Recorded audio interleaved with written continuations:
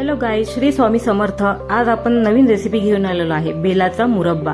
तर बघा, हे जे बेलफळ आहे हे पिकलेलं बेलफळ आहे। याचे खूप फायदे आहेत, ते मी व्हिडिओच्या तुम्हाला शेवटी सांगेलच। तर आपण चला सुरुवात करूया आपल्या रेसिपीला। तर आधी मी या 2 बेलफळांचा गर छान काढून घेतलेला आहे।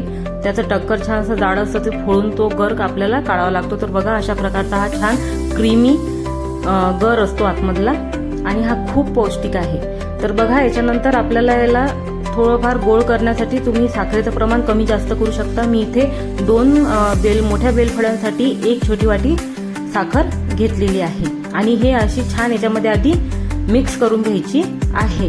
कारण की तुम्ही जर डायरेक्ट गॅसवर ठेवसाल तर हे लागायची भीती राहते, म्हणजे जळायची भीती राहते।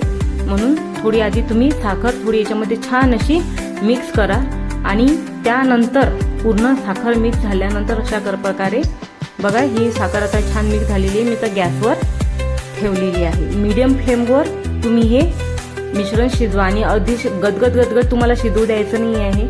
छान याची साखर वितळेपर्यंत, यामधली साखर जी आहे ते छान विरघळेपर्यंत, आणि थोडंसं असं क्रीमी टेक्स्चर येईपर्यंत तुम्हाला हे छान परतून घ्यायचं आहे। तर बघा, अशा प्रकारे आपलं हे जो मुरब्बा आहे तो तयार होऊन रेडी होऊन जाईल। अशा प्रकारे आता याचे फायदे असे की तुम्हाला जर पोटामध्ये काही जळजळ होत असेल, उन्हाळ्याच्या दिवसांमध्ये हा त्रास कायम राहतोच की पोटामध्ये आग होते, तर बेलफळ एक असं थंड प्रवृत्तीचं फळ आहे।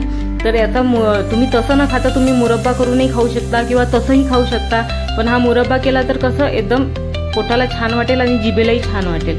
लहान मुलांपासून मोठ्यांपर्यंत सगळ्यांना हे उपयुक्त आहे।